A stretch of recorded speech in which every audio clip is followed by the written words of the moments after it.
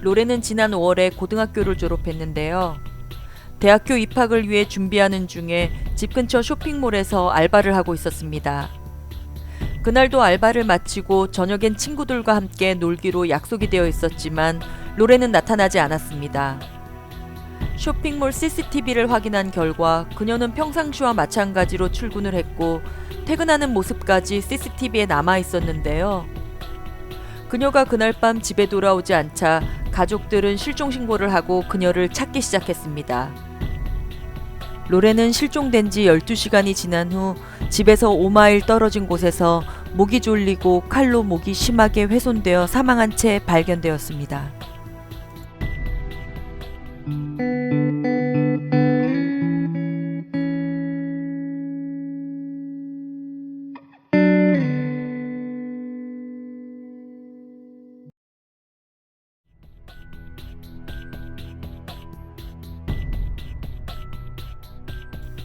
보스턴 근교에 살고 있던 로렌은 교육받은 부모님 밑에서 많은 사랑을 받으면서 자랐습니다.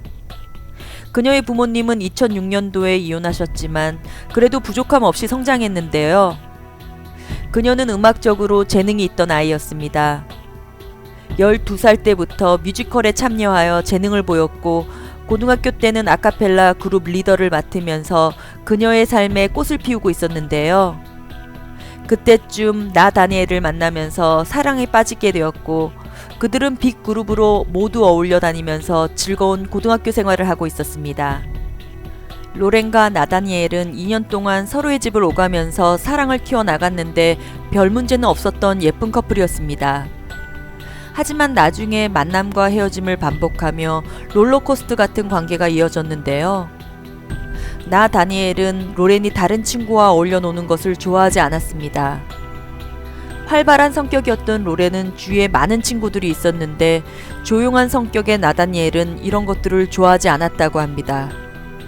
결국 로렌의 18살 생일에 그 둘은 완전히 헤어지게 되는데요. 이제 고등학교를 졸업하게 되면 대학 진학을 위해 어차피 멀리 떨어져야 하므로 로렌은 차라리 헤어지는 게 낫다고 생각한 듯 보입니다. 로렌은 노스캐롤라이나에 위치한 대학에 진학이 결정된 상태였고 나다니엘은 풋볼로 캐네디컷 대학으로 가게 됐기 때문입니다. 나다니엘의 어릴 적 꿈이 이루어지는 순간이었지만 그는 로렌과 헤어지게 되었고 멀리서나마 그녀를 볼 수 없다는 것이 큰 충격으로 받아들여진 것 같았습니다. 그러던 중 고등학교 졸업 파티에서 이들의 관계는 더 악화가 되었는데요. 150명의 졸업생들이 큰 텐트를 치고 그 아래서 춤을 추며 파티를 하고 있을 때 나다니엘은 헤어진 전 여친 로렌이 다른 남자들과 춤을 추는 것을 막아서며 그녀를 따라다녔기 때문입니다. 이 문제로 그들은 큰 언쟁을 했고 나다니엘은 텐트를 세우고 있던 폴대를 주먹으로 쳐서 텐트가 무너지려고 해서 아이들이 붙잡아야 했는데요. 이 일로 선생님은 나다니엘을 파티에서 아웃시켰습니다. 사건이 일어나고 나다니엘의 외삼촌을 조사하던 경찰은 사건이 일어나기 일주일 전쯤 그의 집을 방문했을 때 그는 친구들과 어울리지도 않고 소파에 누워만 있었다고 합니다.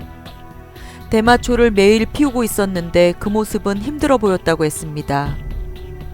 혼자 있는 시간이 너무 길어져서 보다 못한 나다니엘의 엄마는 나다니엘과 정신과를 찾아가서 상담을 받았고 로렌에게 부탁해 아들을 방문해 위로해 줄 것을 부탁했어요.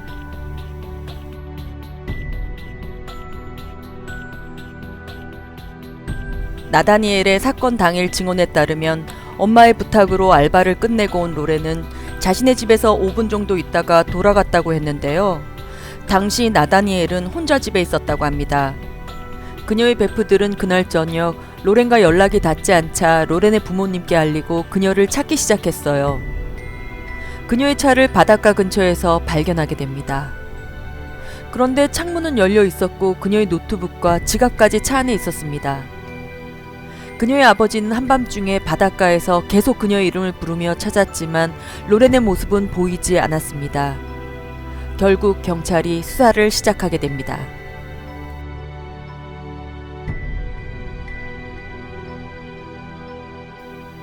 경찰은 그녀의 친구와 가족들을 조사하는 과정에서 예전 남친을 의심했는데요. 로렌의 절친들은 절대 아니라고 진술했습니다. 로렌의 전남친 나다니엘은 조용한 성격으로 나쁜 일을 할 아이가 절대 아니었습니다. 그의 아버지는 기타리스트로 보스턴 버클리 음대 교수였으며 평범한 집안에서 자란 나다니엘은 고등학교 풋볼 스타였습니다.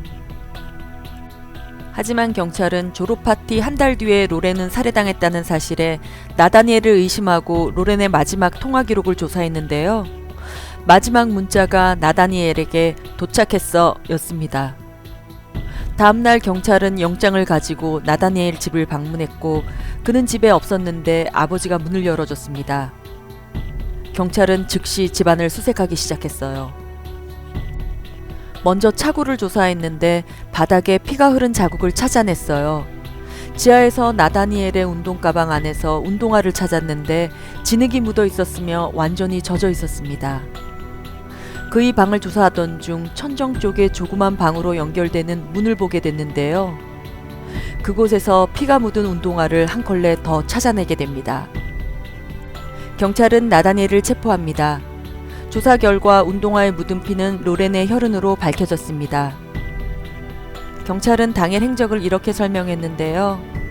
나다니엘 어머니의 부탁으로 그의 집을 방문한 로렌은 나다니엘과 언쟁을 갖게 되었고 화가 난 그는 차고에 있던 줄로 로렌의 목을 졸라서 살해하고 집에서 5마일 떨어져 있는 바닷가로 가서 그녀를 물에 던져버린 것으로 밝혀졌습니다.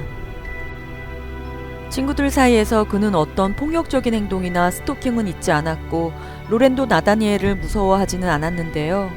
한 가지 나다니엘은 로렌이 다른 친구들과 말하고 친하게 지내는 것을 무척 싫어했다고 증언했습니다.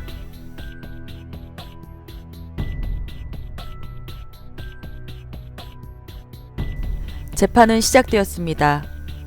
나다니엘은 로렌의 목을 졸라 죽인 것 이외에도 목에 집중적으로 칼로 상해를 입힌 후에 칼로 목을 완전히 그어 살해했기 때문에 잔인성이 논란이 되었는데요. 그러나 나다니엘의 변호사는 그가 살인사건 전에 엄마와 함께 정신병원에 치료한 기록을 제출했으며 그가 정신적으로 이상이 있었던 상태라고 변호하기 시작했습니다. 살인의 무기를 미리 준비하지도 않았고 차고에 있던 줄을 이용해서 우발적으로 저지른 사건임을 설명했는데요. 검사 측은 살해 후에 시체를 5마일 떨어진 곳으로 옮겨서 수장시킨 점과 로렌의 차를 이동시켜 놓은 점, 또 집으로 돌아와서 살인의 흔적을 지운 점으로 봐서 정신적 이상은 없어 보이며 목을 집중적으로 여러 번 훼손시킨 점을 고려해 최고의 형을 선고해야 된다고 했습니다. 사건이 나고 3년 동안 재판은 계속되었는데요. 결국 나다니엘은 21살 되던 해 그는 가석방이 없는 종신형을 선고받았습니다. 뮤지컬에 재능을 보인 작고 예쁜 소녀 로렌과 학교 풋볼 스타인 나다니엘의 3년 동안의 사랑은 어처구니 없게도 이별 범죄로 끝나고 말았습니다. 그들이 이별을 잘 견뎌내고 각자의 삶을 살았다면 지금쯤 행복한 한 해를 보내고 있지 않을까 아쉬움이 남는 사건입니다.